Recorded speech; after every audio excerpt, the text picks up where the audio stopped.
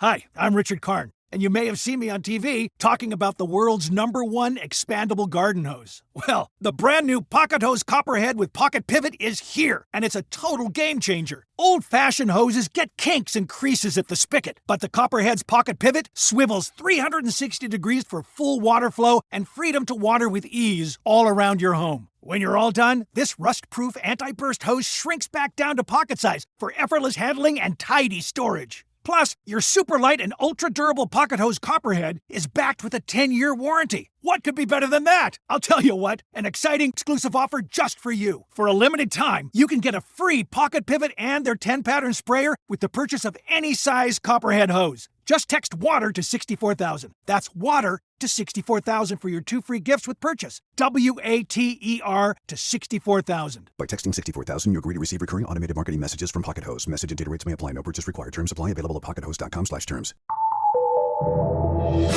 Lo escuchamos en Tele 13 Radio. Partamos por el dotarnos de seguridad y de mecanismos racionales para resolver los conflictos de la vida en común. Básicamente que no nos impongamos unos a otros a palo, es la primera y la principal justificación del Estado de Derecho, y eso significa que cuando la violencia se va expandiendo, tal como dice el subtítulo de este libro del que les vengo a hablar, vemos la fragilidad del orden social. Algo anda mal en el sistema cuando la fuerza y el delito se van colando en nuestra convivencia. Y es lo que está de fondo en el libro Violencia en Chile, que hoy día el Centro de Estudio Público lanza en una presentación a las 6:30 de la tarde, en la que van a comentar Evelyn Matei y Carolina Toá. Dos candidatas presidenciales. Conspicuo, te digo. Sí, conspicua. Pero que son dos personas además que tienen experiencias distintas con la violencia, que, como vemos en este libro, no es para nada un concepto ni estático ni estable. ¿Qué consideramos violencia o violento? Es algo que va cambiando y que disputamos, lo hemos visto en los últimos años. Entonces, el CEP, además de las encuestas que hace, que dan harto que hablar, los seminarios y otro tipo de trabajos, desde el año 2019 se ha embarcado en la producción como de grandes trabajos sobre temas de interés nacional. Primero fue el libro Inmigración en Chile, ¿se acuerdan? Lo comentamos mucho acá en su momento cuando salió. Luego Disparidad bajo la lupa, sobre las brechas de género. Mapuche en el sur de Chile, y ahora llega con esta cuarta entrega, y en todos la idea es hacer como una suerte como de estado del arte, como mostrar qué sabemos y qué no sabemos sobre un determinado fenómeno.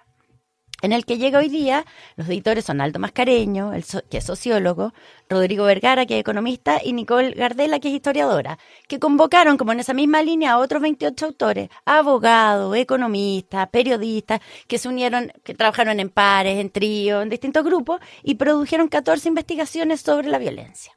Entonces, hicieron, dependiendo del caso, encuestas, entrevistas, trabajo de archivo, una serie de cosas para abordar el alcance del problema en Chile. Entonces, es como interdisciplinario en varios sentidos, en los métodos, en los distintos como background que tienen las personas que participan.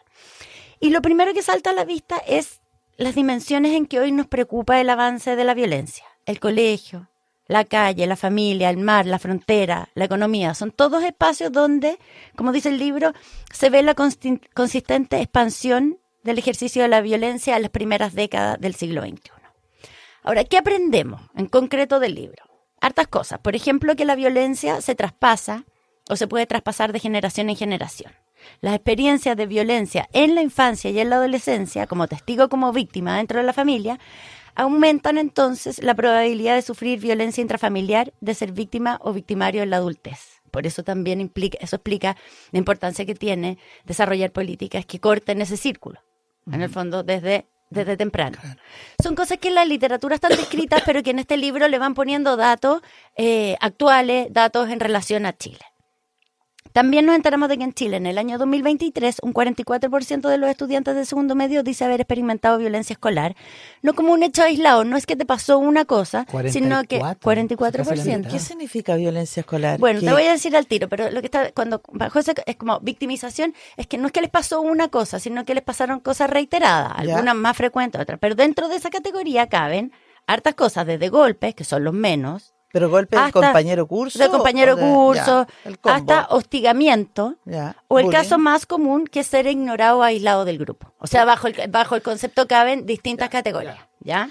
Ya, pero yo diría que eso, porque no tenemos el contrafactual, como se dice, de cómo era antes. Pero a mí se me ocurre que antes era 60%, ¿o no, Iván?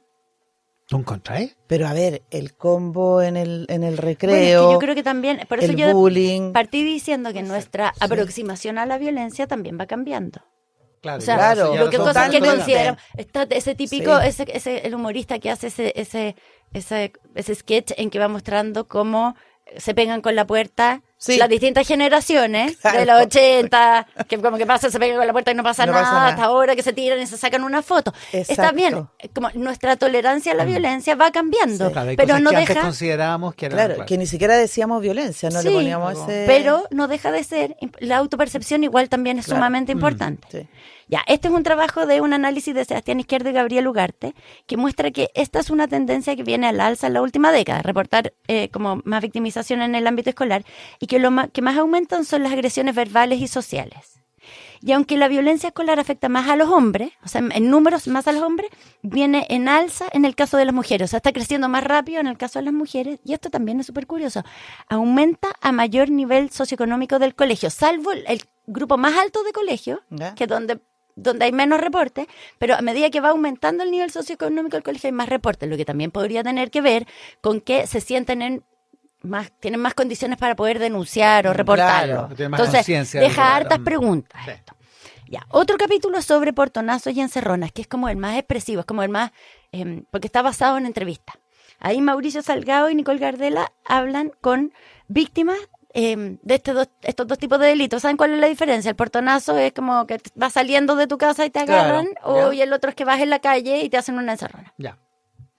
Bueno, y muestra, es bien increíble el artículo, muestra el nivel de vulnerabilidad y de miedo que experimentan las personas frente a estos crímenes. O sea, que en el momento mismo, como la sensación de que puedes morir.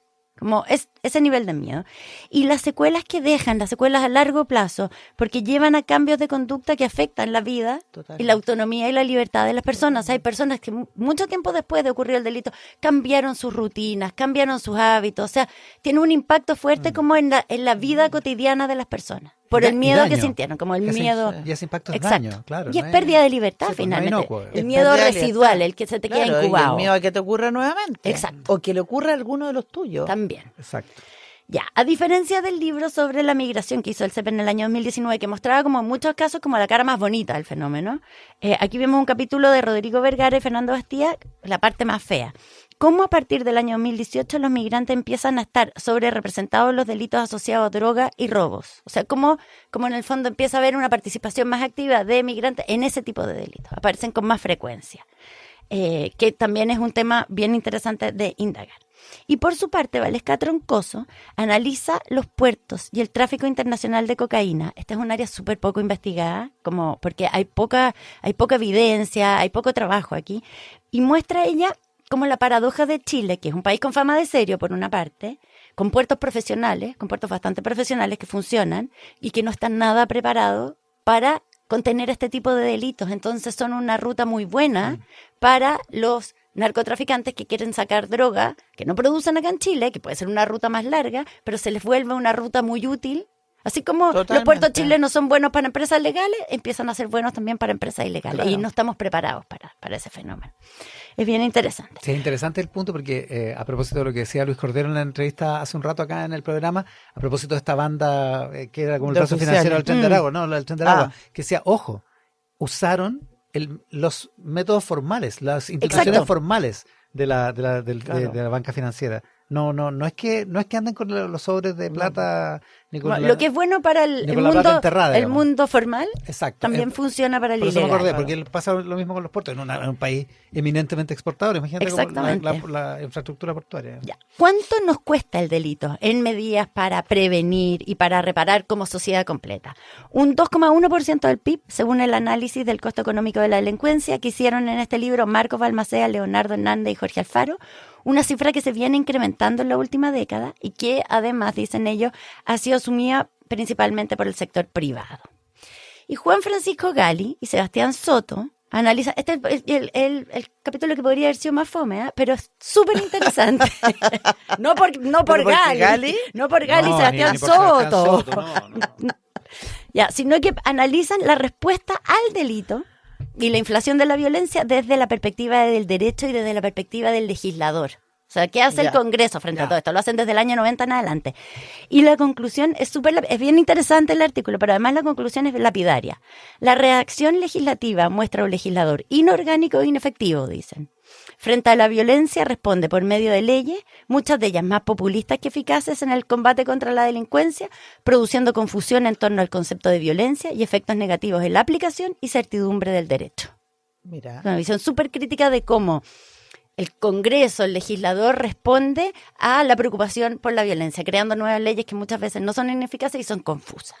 Ya, estoy dejando un montón afuera capítulos de violencia política, autores como Joaquín Fernández, Juan Luis Osa, Lucía Damet, Daniel Johnson, Mónica Gerber, porque hay harto trabajo acá, pero lo que sí queda detrás de todo esto es una cosa bien importante, que detrás del avance de la violencia y del delito hay siempre una debilidad institucional por la que se nos van colando los malos. Y eso es lo que queda como conclusión del libro. Siempre está de base que hay problemas institucionales que permiten que esto vaya ocurriendo. Porque ellos van más rápido que nosotros.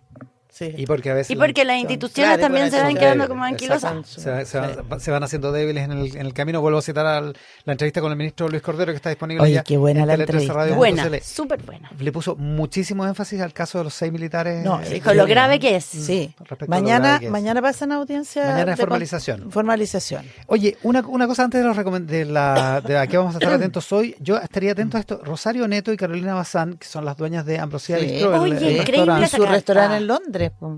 ¿Ah, sí? Sí, pues, pues habría habría un un restaurante restaurante. en Londres. Ah, mira qué bueno. Pero acá abrieron uno que está Acá teniendo abrieron, problemas. se cambiaron del Lion al Mut. Ya. Estaban en el Lion en Providencia, Sí. se cambiaron al Mut. Esto es en Las Condes. Y entonces empieza a hacer la inversión, no sé qué, y no les dan la patente de alcohol. Que es más o menos Ya. habitual en los restaurantes, que uno va y dice, no tenemos patente de alcohol, así que tenemos limona. Y entonces dice, para un negocio recién abierto con una alta inversión inicial, el equipo duplicado, una facturación un 40% menor de lo proyectado, es insostenible. Llevamos 8 meses. El 10 de junio, buena noticia, hoy día estamos a 25, hace 15 días, se presentaron en el Consejo, los aprobaron y celebramos. Entre 7 de días está el decreto. Ya. Llevamos 15. Ya. El jueves pasado, ya en el plazo, el lunes está listo, les dijeron en la Municipalidad de Las Condes. El lunes les dijeron mañana y hoy martes, porque esta carta se publica hoy miércoles, hubo un cambio en el decreto, el tercero, al parecer de regreso a revisión, vuelve en una semana más. No, francamente una Yo quiero- burocracia regalo incomprensible. mi tiempo de atento para este tema, porque a mí me ha tocado seguir este caso. Porque me han ido contando, me contaron cuando había salido la patente. El Ambrosía es uno de los mejores restaurantes que hay en Santiago. O sea, la Carolina Bazán ha sido reconocida a nivel internacional. Se fueron de Providencia porque ya habían tenido cualquier cantidad de problemas. Se mueven al MUD. ¿Problemas de burocracia también? Problemas de burocracia, se mueven al MUD y están permanentemente. Imagínate lo que significa para un restaurante. Han sido súper creativas en términos de cómo solucionar el problema, como cerveza sin alcohol, michelada sin alcohol. Pero la verdad es que es un problemazo para un restaurante. Sí, po. Y Ya, no pero ¿cuál es tienen la ningún- razón? ¿Pero cuál es la razón de la burocracia, burocracia? no tienen ninguna, no hay ninguna razón, solo se demoran los trámites. Dice que desde que comenzamos este proceso jamás tuvimos certeza de cuánto demoraría cada etapa. Yo acabo de leer la carta, impresionante. Impresionante. Tele 13 Radio Podcast, lo que tienes que escuchar. www.tele13radio.cl